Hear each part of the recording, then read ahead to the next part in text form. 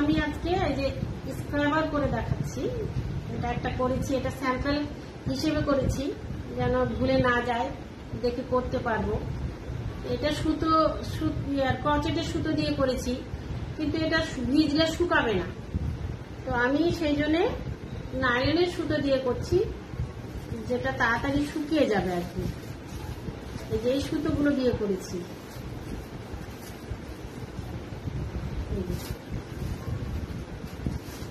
এই যে এই সুতো দিয়ে করেছি। এই যে তাড়াতাড়ি জট পাকিয়ে যাচ্ছে, খুলে যাচ্ছে, সেই জন্য প্যাকেটে করে রেখেছি।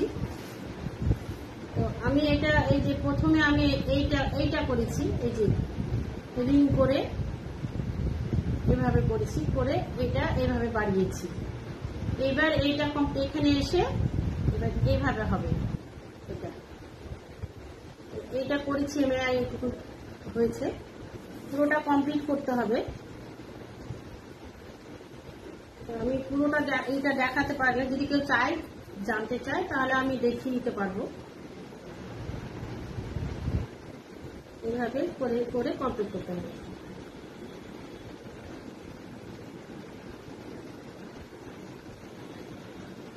ক্রচেটের সুতো দিয়ে করা যাবে না, কারণ ওটা ভিজে গেলে না, ওটা এই যে বর্ষার দিনে শুকাবে না।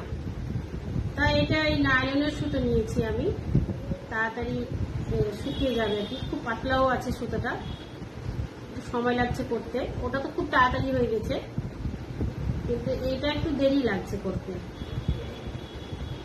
ভালো জিনিস খুব।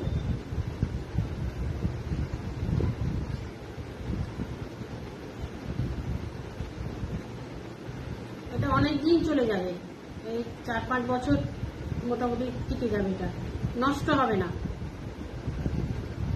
শুধু পরিষ্কার করে ঝুলিয়ে রেখে দিতে হবে বাথরুমে।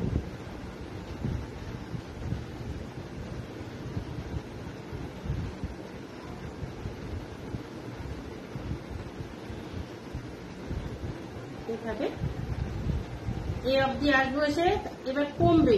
কমবে মানে কি, এই দিকটাই কমবে, এইভাবে কমবে। এবার এটা পুরো এই অবধি চলে আসলে হয়ে যাবে। এর মধ্যে সাবানও রাখা যায়, বাথরুমের ঝুলি, এর মধ্যে সাবান রেখে দিয়ে ঝুলিয়ে দিলেন, সেটাও করা যায়। সাবানও রাখা যাবে, যেভাবে পারবেন ইউজ করতে পারবেন এটাকে।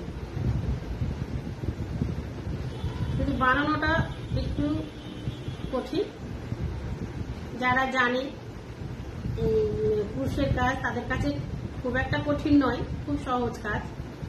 যারা জানে না তাদের কাছে একটু কঠিনই হবে।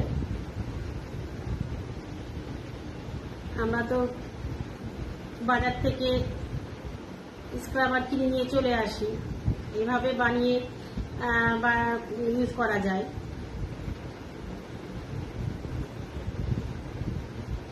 আমি উল দিয়ে করেছি এর আগে, উল দিয়ে ততটা ভালো হয় না, ওই যে শুকানোর ঝামেলা একটা থেকেই যায় বর্ষার দিনে, সেই জন্য আর করা হয় না। করেছি আমি এর আগে,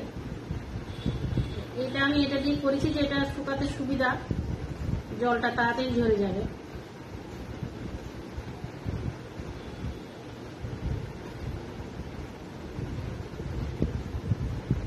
পুরো কমপ্লিট করি, তারপর কমপ্লিট করে দেখাবো।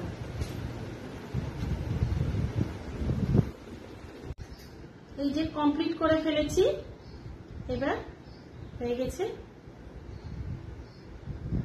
যদি ভালো লেগে থাকে অবশ্যই লাইক কমেন্ট করবেন। যদি কেউ শিখতে চায় তাহলে এটা আমি কিভাবে বানাবেন সেটা বলে দিব, ভিডিওটা করে দিব।